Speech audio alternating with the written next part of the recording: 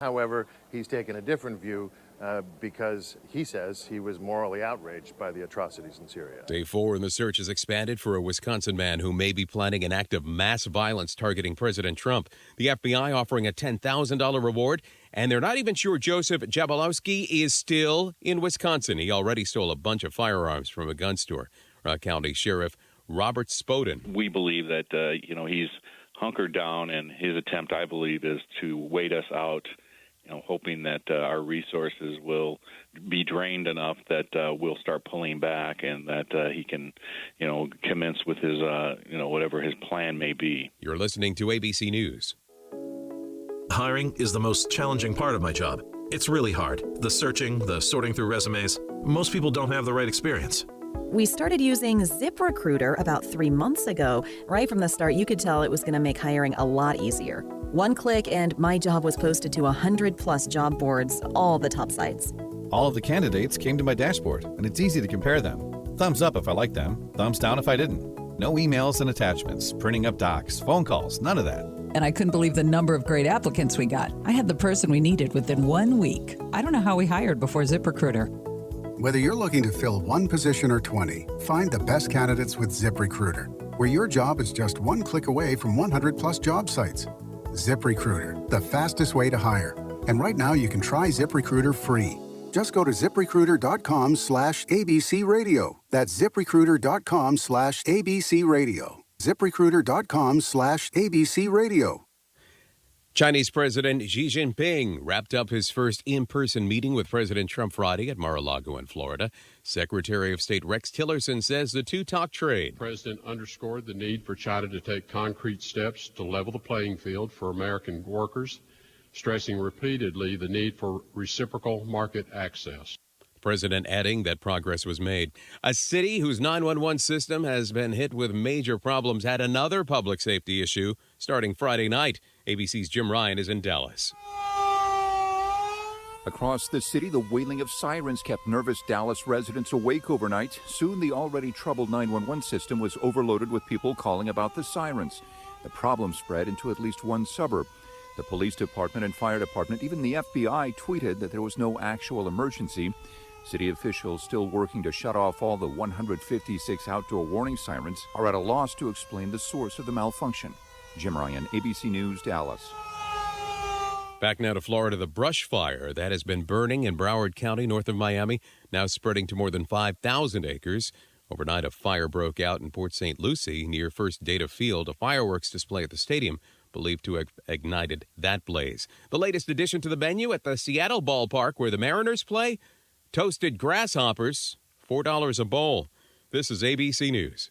Looks like some cable and phone companies are trying to sell home security. But when a burglar sees one of their signs in the front yard, what does it say? Oh, wow, this home has 599 channels. Or, oh, these guys have high-speed internet. But the ADT sign, it says, this family trusts the company whose name means security. So beat it. It's no wonder 5 times more people choose ADT to protect their homes. Learn more at ADT.com and to see licensing and terms and conditions. Dave Packer, ABC News.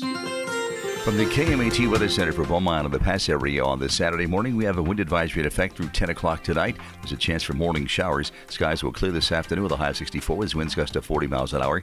Tonight, it'll be clear and windy with a low of 45 with gusts to 40 miles an hour. Sunday should be sunny with a high of 70 with winds to 25 miles an hour. For Redlands, there's a chance for showers this morning. We'll have clearing skies today with a high of 67 that winds to 20 miles an hour. For Palm Springs, we'll have a high of 81 and a mostly sunny skies. I'm Rod Tanner for Smart Talk 1490 KMET. The Banning Beaumont Cherry Valley Tea Party meets every Tuesday morning at 8 a.m. for informal breakfast and discussion. And they meet each month on the second Thursday at 5 p.m., all at the Farms House Restaurant in Banning. Listen to interesting speakers, learn about our Constitution with our free classes, enjoy friendly discussions, and informal dining. Come join us. For more information, call Glenn Stoll, 951-316-3843. The following is a paid program. Views and claims expressed are those of the program producer and are not endorsed by this station. Opinions expressed are not necessarily those of radio station KMET, its management, employees, or affiliates.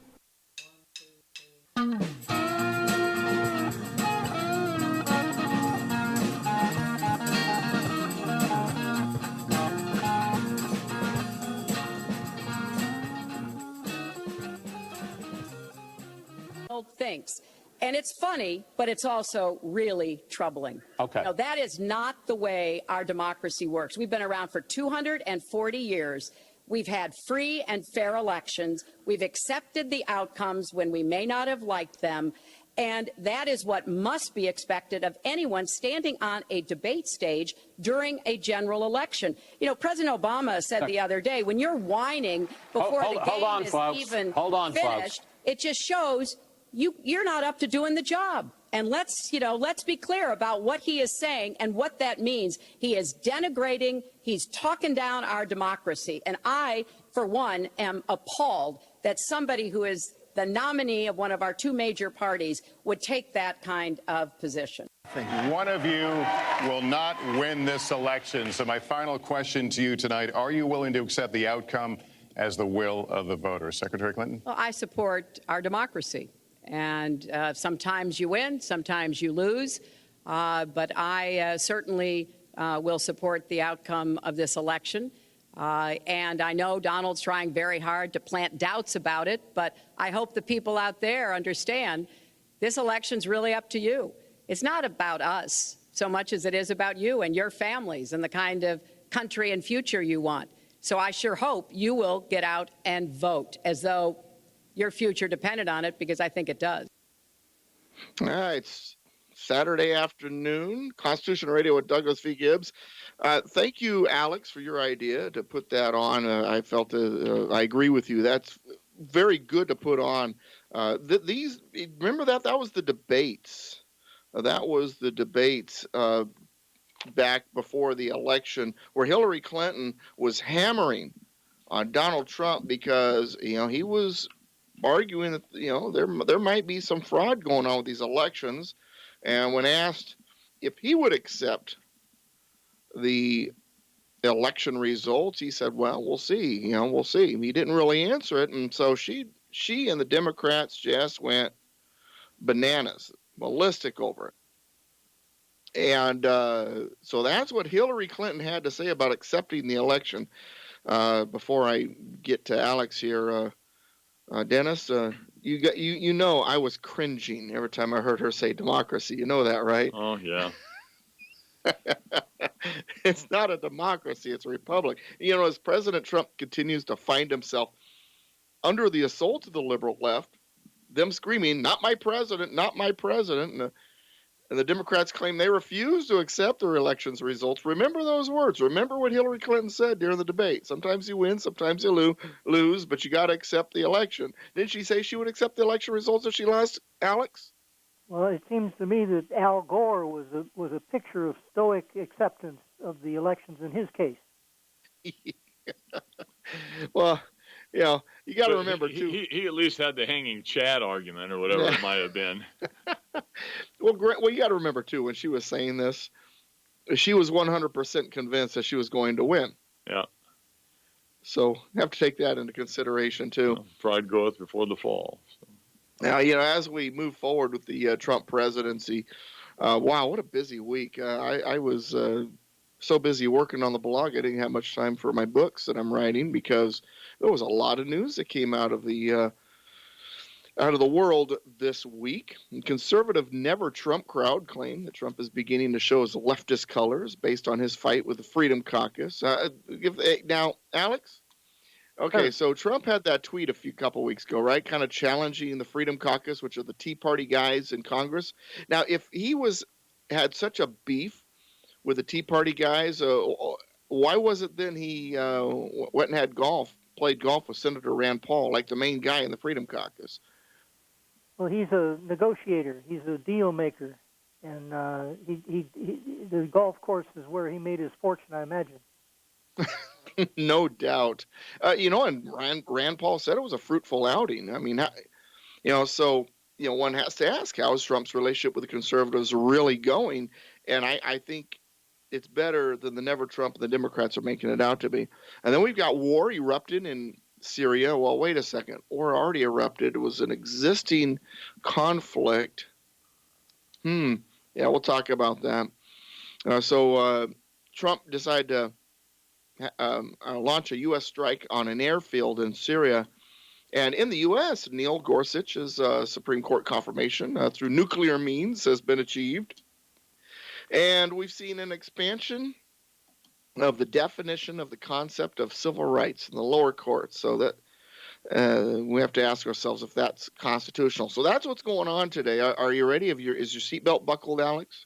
I'm ready. All set to go.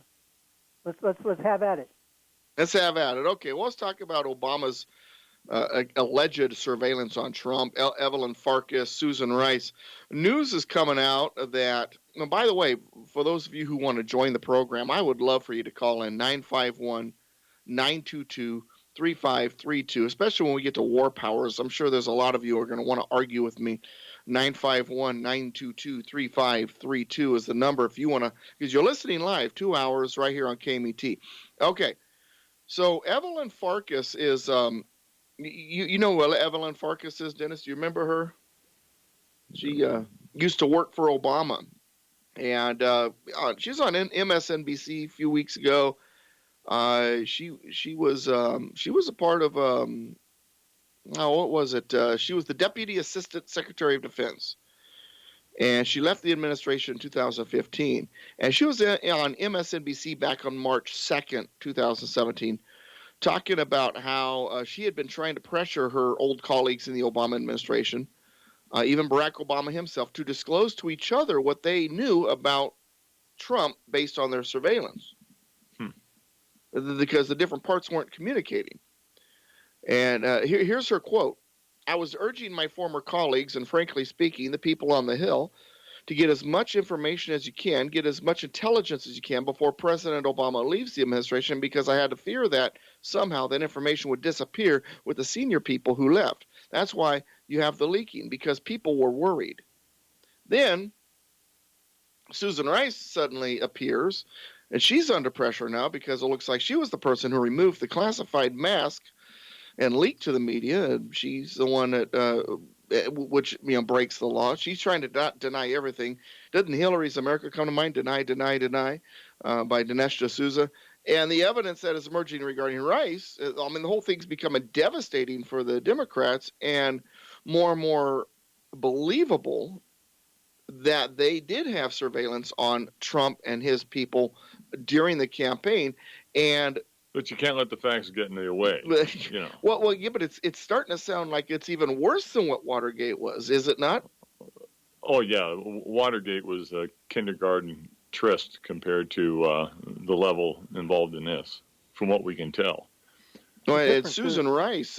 Now, for those of you who can't remember Susan Rice, she was the Benghazi UN diplomat, I think it was, who was going to all of the talk shows trying to convince everybody that it was a video that caused all the... and it was spontaneous. And it was spontaneous. Correct. Yeah, they just happened to be around with all those weapons. Right. She appeared on 5 talk shows to voice that false narrative, and now she's facing. She could be facing criminal charges if her denials turn out to be a lie. Representative Ron DeSantis, a Republican from Florida, said Congress needs to get to the bottom of this, and the FBI should be investigating whether any laws were broken. And it turns out that Rice unmasked the identities. In other words, when there's classified data and Americans are involved, that's normally blacked out. Public doesn't know those names. She unmasked it. In other words, she made those names available to not just the public, but to the media. Well, instead of saying that Russian people were speaking to Mr. Brown, they would put in Russia was talking to an American. And what she did is she went in and lifted the broad term of American or whatever the wording was, and actually put in the name. And whether or not she put the name in, or whether or not she authorized it so someone else could put the name in, she was the catalyst, evidently. Well, if she's responsible for the unmasking, and going back to the Benghazi, given her history of deceit and her a troubling history of deceit, and her relationship with President Barack Obama, this unmasking fed to the media in an attempt to do political damage to the Trump administration, that's criminal. Trump's allegation that the Trump Tower was wiretapped seems to be more and more credible with each passing layer of onion removed from the corruption the Democrats foster. And FBI Director James Comey, he has confirmed there's an investigation underway. He won't tell us there was wiretapping. He won't give us anything more than that. But House Intelligence Chairman Devin Nunes, who did wind up getting removed, and I think that was a bunch of baloney, says that the Trump team has been, that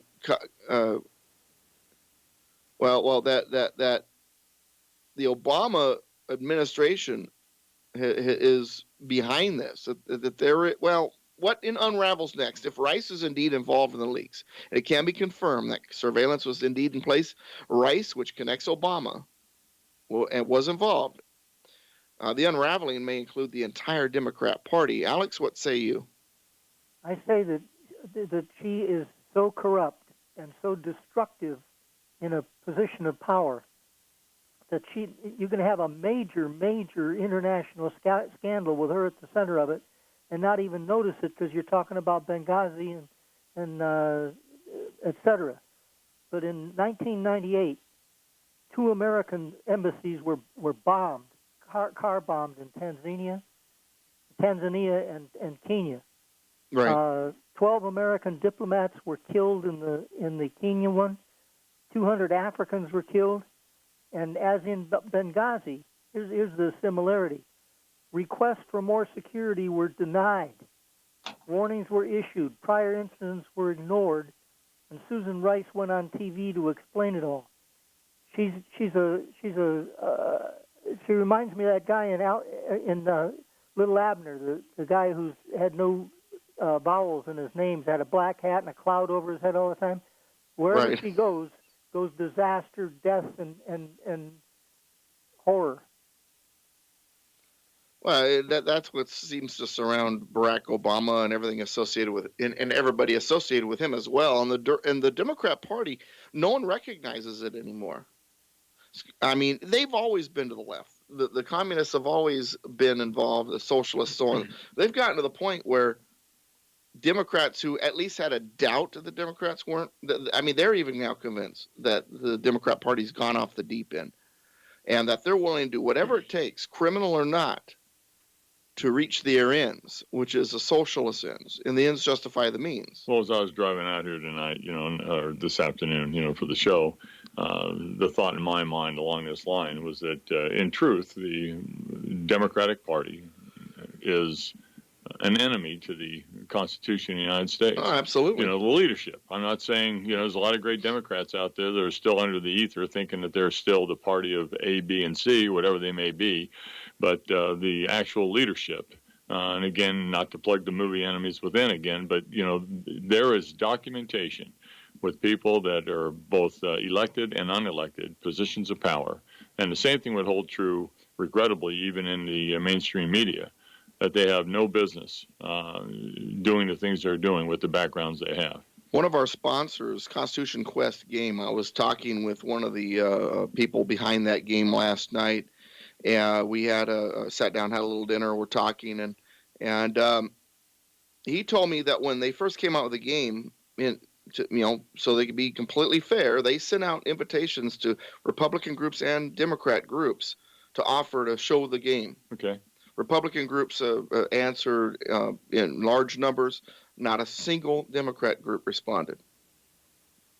They're not interested in the Constitution. They want nothing to do with the Constitution. Why?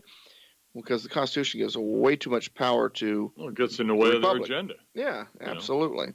These are lawless people. An example is after the African bombings, the legislature passed a Secure Embassy Construction and Counterterrorism Act of 1999, or SECA, that obligated the Secretary of State to personally certify that every embassy building was secure and safe. And after the Benghazi bombing and not bombing but mortar attack, Hillary came out and said that it wasn't her job. She wasn't responsible for the physical security of all those buildings. That'd be ridiculous. It was right there in the law. She didn't even know what the law was. Yesterday, Neil Gorsuch was confirmed by the U.S. Senate to be the next Supreme Court justice. We will return after the break to talk about that and all the constitutional stuff that goes along with that. You want to join the show? 951-922-3532, 951-922-3532. And we will return with Douglas V. Gibbs, Dennis Jackson, and yes, the human encyclopedia, Alex Ferguson, after this break.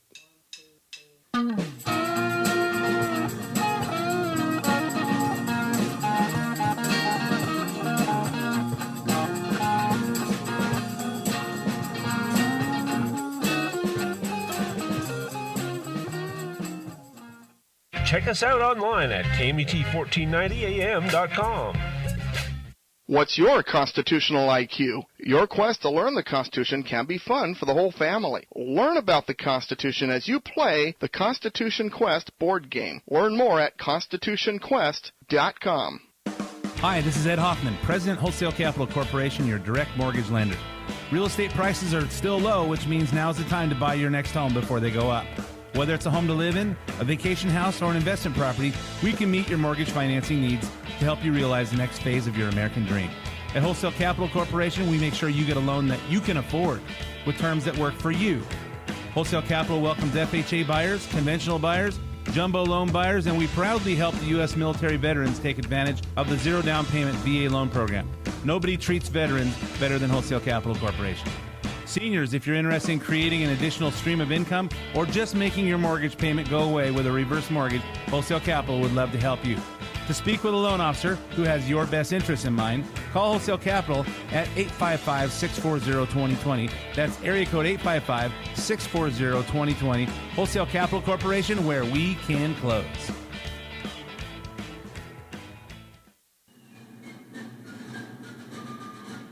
If you're a conservative living in California, you're living behind enemy lines. The Democrat supermajority legislature in Sacramento is planning to amend Prop 13 affecting real estate taxes, and SB 54 will turn California into a sanctuary state. But there's more. They're planning a 17-cent a gallon increase on gas, a minimum $25 increase on car registration, and it is beyond comprehension what we're being asked to live with here. Have you had enough taxes? If you care about this, listen to our panel on April 13th at 5 p.m. That's a Thursday at the Farms House Restaurant in Banning. We are the Banning Beaumont Cherry Valley Tea Party, and we hope to see you there.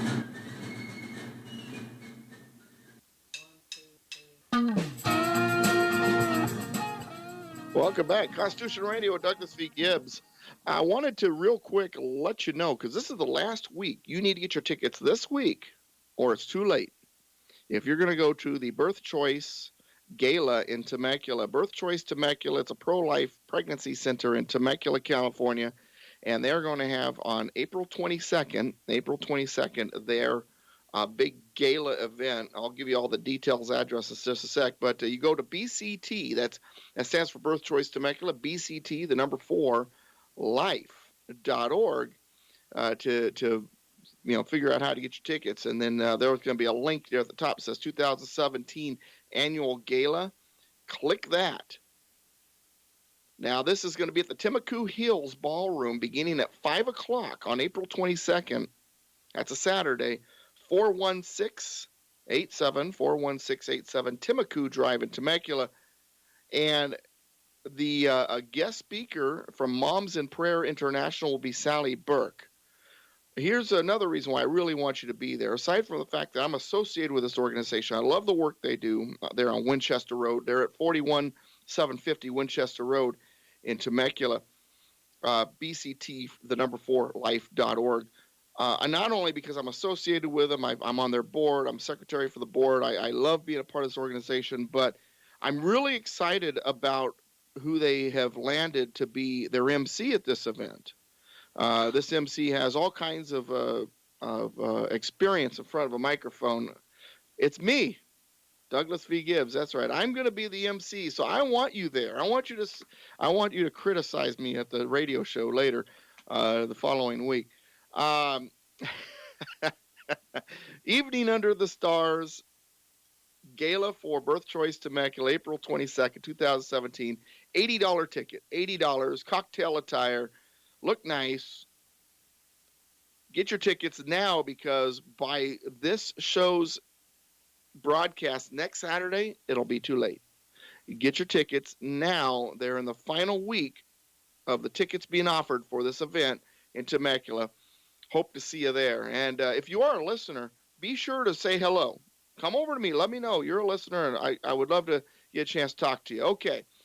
Now that I got that out of the way, back to the business at hand. Neil Gorsuch, a very Scalia-esque judge, had been nominated by President Trump to be the next Supreme Court justice to take Scalia's seat. And it was a real battle, because the Democrats are doing whatever they can to stop anything Trump does, says, wants. And so for cloture, the vote was 52-48. With a majority vote, the the Republicans put in play the nuclear option, which basically made cloture only need a majority vote. That's 52-48 reached cloture, and that was basically along party lines. And then on Friday, Neil Gorsuch was confirmed as the next Supreme Court justice with a majority vote. Well, he did get more than 52 votes, so.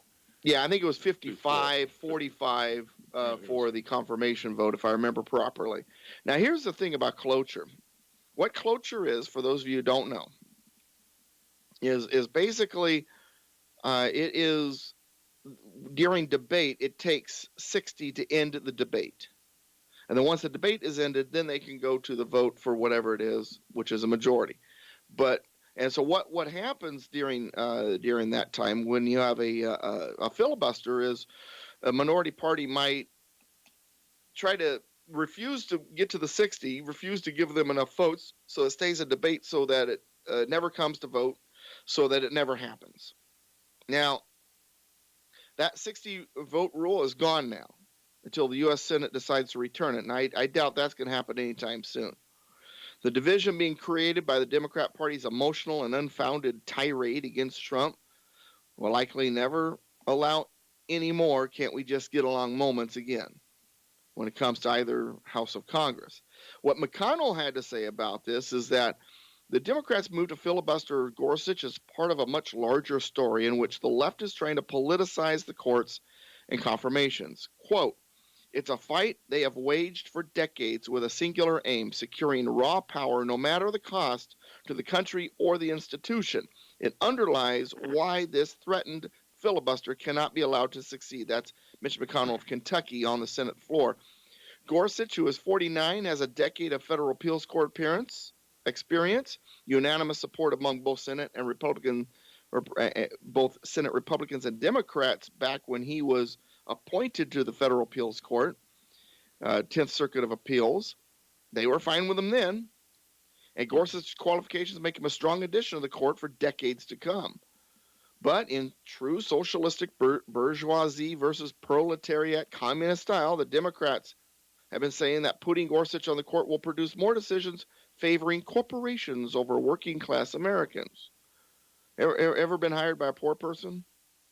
Now, I expect us to guard against a plutocracy, but I also recognize that it is a free market with strong competitors and often large corporations manufacturing what we need to move along products and so on and so forth. Extremism against the private sector, where government acts as an enemy to business interests, is a one-way ticket to failure, which we've seen time and time again. Take a look at what's going on in Venezuela right now to answer that question. California is probably the next catastrophic failure through collapse, thanks to the utopian visions of the liberal left Democrats. But anyway, get back to nuclear option and all that. So Gorsuch is on the court now, as of, I guess, Monday? Yeah, I'm just wondering, though, how did the Republicans have the ability to engineer a nuclear option. Because they have a majority. No. It's an internal rule. Well, I understand that, and I know the answer to my question. I'm trying to lead it someplace else. Oh, okay. Okay. The Republicans did this for the Supreme Court. Right. Only because what precedent was set how long ago? You used to be able to filibuster. It used to be 60 to get cloture. And who changed the initial cloture vote? Well, the Democrats did. In 2013, a Democratic-led Senate under Majority Leader Harry Reid voted to end filibusters of executive branch and lower court nominees. For everybody except the Supreme Court. Right. Everybody So the Democrats got rid of cloture, threw out the ability of the Republicans to filibuster for everybody except the Supreme Court. Well, and what that did already is that already eased approval of Trump's cabinet, the secretaries of Treasury, Education, Health, Human Services, and the Attorney General, all of them winning confirmation with 53 or fewer votes. And had the Democrats not have done that, they would have needed the 60 for cloture. But the Democrats back then, they had the votes, they had the power, they wanted to get. Now they're complaining that the Republicans did it. Yeah, that's right. The door swings both ways, and if they would have left it in place, they would have gained by that experience now, but they would have lost the advantage that they wanted a couple of years ago. Now the idea of filibuster has been around since the first Senate, 1789. Sure. But cloture as an actual rule, you know when it was put in place and who put it in place? Do you know, Alex? No, I would say though that the major point in my opinion is that none of this should happen. None of this should matter. If a man is a good or a woman is a good judge, they're a good judge. All they have to do is determine whether a law or a practice falls under the legality of the Constitution. No, that's not what the Democrats want. They want someone to twist it and to move it in the direction they want because they want a judicial oligarchy, and this guy's not willing to move it in that direction. Therefore, they don't want Gorsuch. And besides, he's a Trump choice. Trump could have chosen Sotomayor. Someone like that. He could have chosen Barack Obama to be the next Supreme Court justice. They probably would have flipped out because it was a Trump choice. Well, Dianne Feinstein made a comment when she refused to endorse him, saying that she could not support a man who did not see the Constitution as a living, breathing document. Which is absolutely what it's not. All right. So, by the way, to answer that question earlier, of course, it was the Democrats, right, that created the cloture rule. You knew that was coming, I'm sure. It was under the Woodrow Wilson administration when he had a Democrat majority, and they created the cloture rule. Well, then in getting rid of it, they have basically returned to the original constitutional way it was before. Yeah, okay. Sure, absolutely. Okay, now during all of this, I've been watching a lot of TV, and I don't watch a lot of TV normally, but Fox News had it on. I used to have One American News and The Blaze and all that, but I lost it all when I changed over to a different company because the old company was killing me financially. I actually dropped my bill, like, I'm not kidding you, like $100 per month. I'm not going to tell you who I went to. I don't want to give them free advertising, but they're doing the job. But anyway, so I'm watching Fox, and Kennedy, Lisa Montgomery, who's on MTV, or used to be on MTV, now she's on Fox News. And she's a libertarian. She's not necessarily a Republican per se, or conservative. And she's a libertarian. Sometimes she says stuff I want to slap her upside the head about. But she said something that was fascinating to me. She was on a show called Outnumbered earlier in the week, which normally pits 4 women and 1 man against each other and on the news of the day. And I think this was Thursday morning. And she said something that proved to me she has no idea what the U.S. Constitution says or means. Now, while reporting on the confirmation of Neil Gorsuch to the Supreme Court, she was yelling at Juan Williams and all the Democrats, don't you understand why Neil Gorsuch is so important? Because it's the court's job to check the executive. No, that's not the job of the judiciary. Now, I'm not going to go into a long lesson, but real basics. 1803 Marbury versus Madison. That's where Chief Justice John Marshall unlawfully established that the Supreme Court could invalidate laws which the judges deemed violated the Constitution. The authority is never granted by the states, who are the authors of the Constitution. They're the ratifiers of any changes proposed. There's never been that proposed and ratified, the courts took the power of invalidating laws they don't like for themselves. The term for that concept is judicial review, and they took that. Now, here's my point, though. Not only do they think they have that authority, but also they think they have the power to enforce, to check the executive, somehow enforce what they think. Well, no, they don't have that either.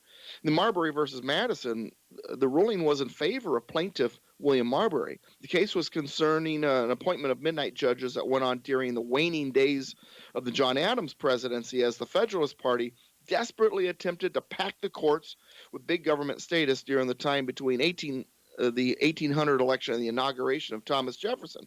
And the Federalist Party had lost the White House, both houses of Congress in the election, sound familiar? And as Jefferson put it, the principal leaders of the political opposition have retreated into the judiciary as a stronghold, the tenure of which renders it difficult to dislodge them. So all the commissions for those judicial opinions had not been delivered by Inauguration Day. When Jefferson took office, he instructed his Secretary of State, James Madison, to not deliver the remaining commissions, calling them unlawful. Marbury sued because he didn't get his, and after the whole court case was over, one of the things that happened out of it is that Marbury won. He won his case. He's to get his commission, except the court has no power to force the president to deliver the commission because they have no enforcement power. Who has the executive power? The president. And it was the president that said don't deliver it. So, hey, Marbury, you won, but we don't have the enforcement power, so to force the president to deliver your commission. So you won, but you're still not going to get your commission. So you can frame the judgment of the court and put that on your wall, but you're not going to be able to frame, your judgeship paperwork. Well, and recognition that the judiciary has no enforcement power was also visited by President Andrew Jackson after he lost the Worcester versus Georgia 1832 case, where he responded, John Marshall has made his decision. Now let him enforce it. It was a dare. It was a mock. They don't have any enforcement authority. Historically, it's shown that. If they do, it's because they gave it to themselves. So get back to Kennedy. Lisa Montgomery, Fox News. I love you, kiddo, but you're wrong. The court's job is not to check the executive. Then who checks the executive? Glad you asked. The legislature. It is the legislature's job to check. That's Congress, to check not only the executive, but to check the courts. Our check and balance ideas of what checks and balances are supposed to be are backwards, completely flipped. Yeah, because it's supposed to be 3 co-equal branches of government. No, come on. Don't get started with me. Okay. No, there's not supposed to be 3 co-equal branches of government. He's being facetious, and he knows it. The legislative branch is supposed to be the strongest of 3 branches. Don't believe me? Who can impeach? Who can dismantle the courts if necessary? Well, who can override a veto? Congress. Generally, when you list things on your wish list, do you usually put the most important things on the top, or you put the lesser important things on the top? Yeah, the founding fathers are the same way. That's called classical English. You look at the 10 Commandments. Yeah, murder happens to come ahead of adultery, and they happen to come ahead of coveting. So if you look at Article 1 through 7, what is Article 1? What is Article 2? What is Article 3? What is the precedent? They are defining the authority of the government in ranking of authority. I mean, that's the nature of writing those types of things, and it has been that way for centuries. Article 1 is what? When it comes to the 3 branches, Article 1 is the legislative branch, Congress. Article 2 is the executive branch. Article 3 is the judicial branch. So the courts are third? Yeah, they're supposed to be the weakest 3 branches. Matter of fact, John Jay, when asked to be Chief Justice again by Adams as he was on his way out, trying to pack the court there, John Jay was like, no, it's too weak a position. I don't want it. He'd been Chief Justice before. He didn't want it. Wound up going to Chief Justice John Marshall, who had been Adams' Secretary of State, by the way, who didn't deliver the commission. Right. And he then took the next 36 years to make sure that he made the courts big and strong. All right. Alex, any comments before I go on to the next topic? No, I think you covered it pretty well there. Well, I appreciate that. Thank you. It's always nice when I have the approval of the great one. Yeah, everything's a great one is Mark Levin. No, it's Alex Ferguson. All right. Tell Mark Levin I said so. Cruel and unusual as we approach the moment, as we were approaching the moment for the confirmation of Judge Gorsuch. A Fox News correspondent said that Justice Antonin Scalia, like Gorsuch, supported the idea of the original language of the Constitution and the original meanings of that language is what should be followed, and that most judges do not agree with that idea. Neither did this reporter. And he then, to prove his point that originalism is silly, said what they thought was cruel and unusual, for example, in 1791, may not be thought to be cruel and unusual today. And immediately I realized the reporter had no idea what he was talking about. I'll answer that after the break.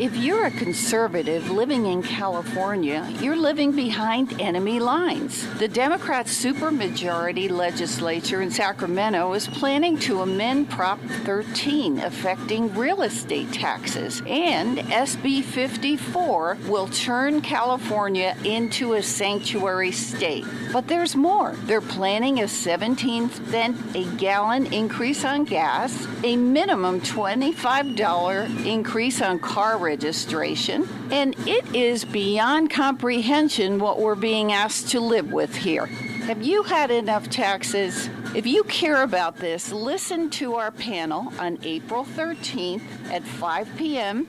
That's a Thursday at the Farms House Restaurant in Banning. We are the Banning Beaumont Cherry Valley Tea Party, and we hope to see you there. Hi, this is Ed Hoffman, President Wholesale Capital Corporation, your direct mortgage lender. Real estate prices are still low, which means now's the time to buy your next home before they go up. Whether it's a home to live in, a vacation house, or an investment property, we can meet your mortgage financing needs to help you realize the next phase of your American dream. At Wholesale Capital Corporation, we make sure you get a loan that you can afford with terms that work for you. Wholesale Capital welcomes FHA buyers, conventional buyers, jumbo loan buyers, and we proudly help the U.S. military veterans take advantage of the zero down payment VA loan program. Nobody treats veterans better than Wholesale Capital Corporation. Seniors, if you're interested in creating an additional stream of income or just making your mortgage payment go away with a reverse mortgage, Wholesale Capital would love to help you.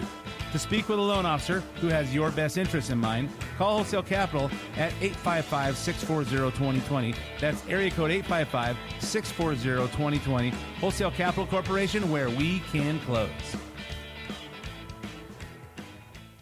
Help me fight the good fight. This radio program is funded by advertising dollars. So, if you are a business, add Constitution Radio with Douglas V. Gibbs to your business portfolio. If you are a listener, become a patron of the business's advertising on this program. Without advertising, your weekend dose of truth ends. With more advertising, Constitution Radio with Douglas V. Gibbs grows, and we will be on the way to win the battle to restore the Republic. To learn more, email us at constitutionspeaker@yahoo.com or visit douglasvgibbs.com. And now, back to our program.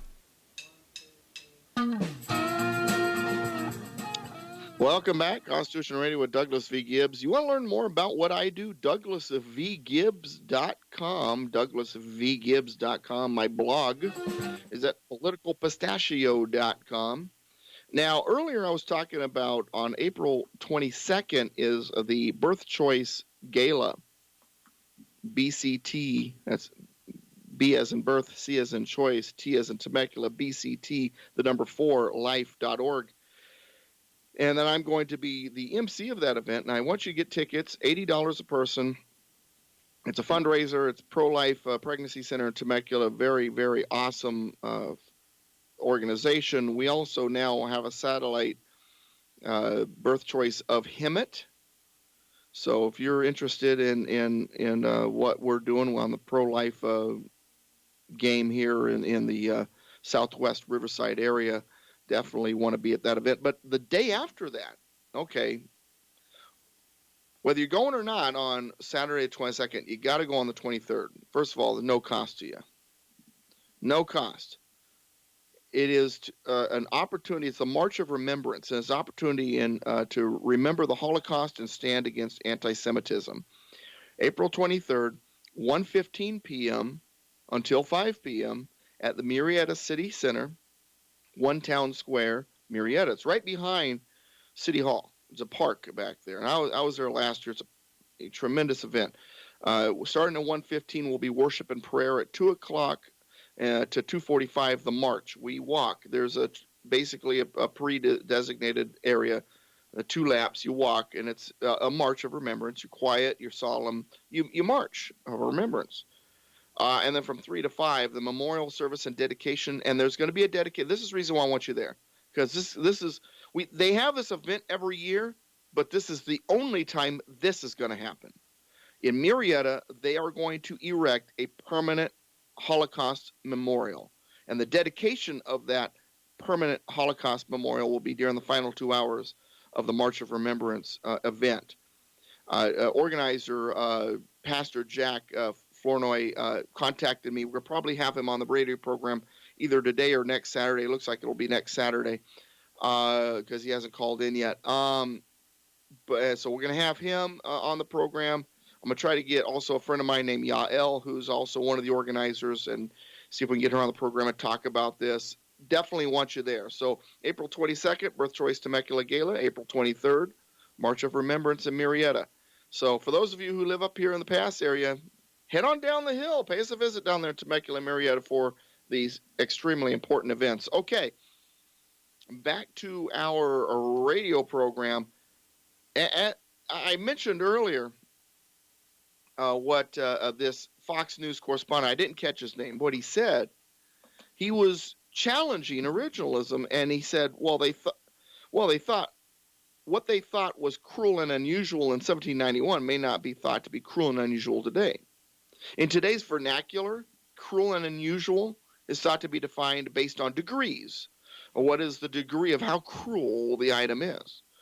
Using that definition, the reporter was right. Waterboarding would definitely not be considered a cruel form of torture back during the days of the Founding Fathers when people were sometimes drawn and quartered. Today, Democrats believe waterboarding is extremely cruel. So if that is what a matter of degrees, if that's what you're basing cruel and unusual on, then yeah, it's changed. The meaning of that has changed over time. And if our Constitution is a living, breathing document, then that means that amendment, the 8th Amendment, has changed as well. Constitutional definition of cruel and unusual, however, has nothing to do with degrees and everything to do with how usual the item may be. The amendment, the 8th Amendment says, excessive bail shall not be required, nor excessive fines imposed, nor cruel and unusual punishment inflicted. Notice that the part of the amendment prior to the words cruel and unusual center around excessive bail or fines. The term excessive means more than usual. It is a term of comparison.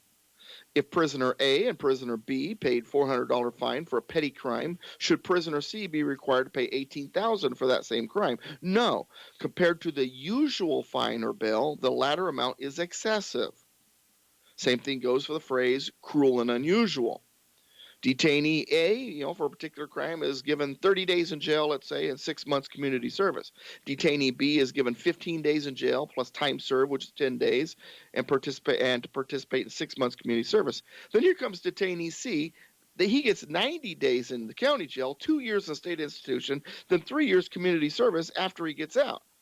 Well, that third punishment for the same crime that the other two committed, well, that's unusual. It's a greater punishment than is normally given for the particular crime, making it cruel and unusual. Cruel and unusual from the framers' point of view had nothing to do with degree and everything to do with how typical the punishment may be for the corresponding crime. Start with you this time, Alex. What do you think about what I just said? I think that the idea of proportionality is what we're discussing here. And I talk to so many liberals that tell me that if they have a person who has knowledge of a planned attack that's going to kill as many people as died in the Twin Towers, and they know that if they waterboard this individual, they can get the information that can stop the attack.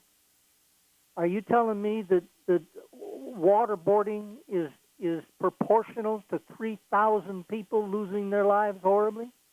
That's a great point. It's a great point. Absolutely. Dennis, your thoughts? No, I'm in agreement in general with what we're talking about here. You can always find the exception, and that, to me, is what the opposition party does. They find an exception that they think can be reasonable, kind of like the camel getting into the tent. They get you, in principle, to agree with that minor point, and then they expand it, saying that now, based on precedents, like the case law, once you get the precedent, it may be a 5-inch precedent, and then over the next 5, 10, 20 years, it turns into a 20-foot precedent. Right. And it's a continual negotiation, trying to undo, and they couch a lot of this using, American words. Right. They couch it in, motherhood, apple pie type stuff. It's really frustrating. The thing is, the reason why I wanted to bring this up is it shows how we've all been convinced of things about the Constitution that's wrong. Once I explained it, it makes sense. But most people cruel and unusual. Well, that's cruel and unusual. Well, it's a degree. Well, if it's a matter of degrees, who defines those degrees? Government. Well, right? So it gives government more authority over what would be considered that. Going back, and I'll throw this ball to you, I know you'll hit it well, is when you're using the words written in the Constitution and you're reading them today compared to what the meanings were maybe, 200 plus years ago, such as the word regulate, right. Regulated militia. Well, what's that mean? Well, that means, you got great power, or however you want to phrase it, but you've got your 3 definitions that have flipped. Mm-hmm. What used to be number 1 is now number 3, and what used to be number 3 back then is now number 1. And when we look at that stuff, we now are changing the meaning, even though the words haven't changed. You want to explain your... The law itself is being changed because they are monkeying with language. Correct. You bring up regulate, and basically if you hear the term well-regulated militia, the average person in today's world with today's vernacular are going to say, well, that means a government-controlled militia, that the government's got its hand in it somehow. A lot of regulations. Well-regulated regulations. And if you look it up in the dictionary, that's the number 1 definition, controlled and restricted by rule of law. That was there was a lesser used definition back in the old dictionary when the Founding Fathers were around. The more common usage and what they meant was to put in good order. And that's actually the last definition now when you look it up in the dictionary. So a well-regulated militia is not one that's controlled by government. It's one that's in good order, which makes a lot of sense when you look at the American Revolution. The militia was not in good order. They weren't well trained. These are, farmers and storekeepers and doctors and lawyers, and their muskets are all different sizes. They didn't know how to march. They didn't understand the art of warfare. Many of them, didn't have proper uniform or even socks for that matter. Martha Washington was known for darning the socks for the troops. So a well-regulated militia is a militia that's in good order, because that's what regulated originally meant. But as time has passed, once again, we don't understand the Constitution, partly because our language has altered and our understanding of it is altered.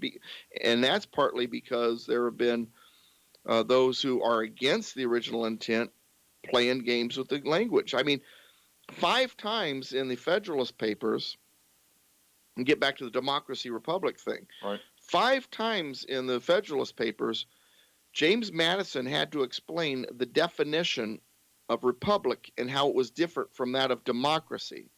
Why did he feel the need to do that? Because the statist of the time, the Alexander Hamiltonians, the ones who wanted a bigger government, were trying to convince the public that democracy and republic were the same thing.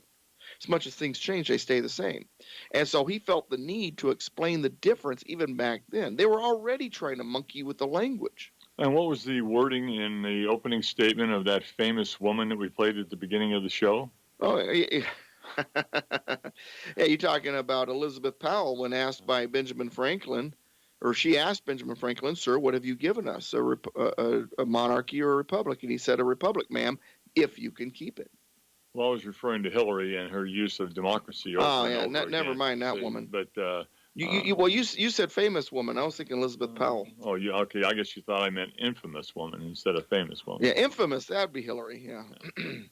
Yeah, she said democracy over and over and over. Go ahead, Alex. It seems to me that the whole thing is being kind of sidestepped because the Constitution is not a living, breathing document. It is an ironclad contract. Right. And people who try to weasel their way out of contracts are not thought highly of anywhere. Right. It's just plain nuts. Well, except among themselves. Well, see, and that goes back to the court system thing about interpreting the law or interpreting the Constitution. You don't interpret a contract. Either it's in there or it's not. We have a way of altering the Constitution if the history catches up with and passes the polity, and that is an amendment. And it was deliberately made extremely difficult so that it wouldn't happen except on the rarest of occasions. Exactly right. Well, and to that point, and we got enough time for me to maybe squeeze this in, but I keep waiting for someone else to bring this up. Tom Perez and the guys, they made the statements again that Trump was not a duly elected the president. They talk about the national vote. And Doug, as you and I have talked about, there isn't one national vote. I mean, there's basically the 50 states, and then you got D.C., you've got some of the other territories that all get their vote in. But of all the votes, of all the various elections throughout the country, the majority was won by Mr. Trump. Right. He won over like 30 of them. And then, as you and I have talked about, when you look at the NBA or the World Series or the hockey playoffs or whatever, it's a best of 7.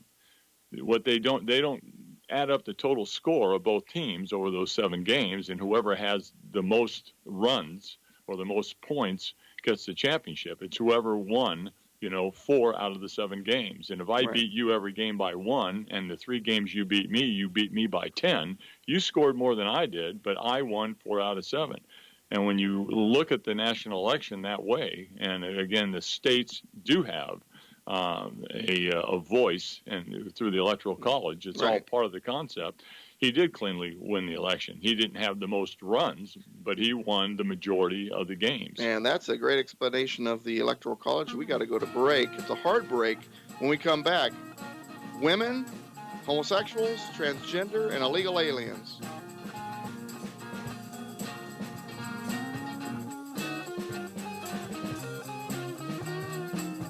The proceeding was a paid program. Views and claims expressed are those of the program producer and are not endorsed by this station. Opinions expressed are not necessarily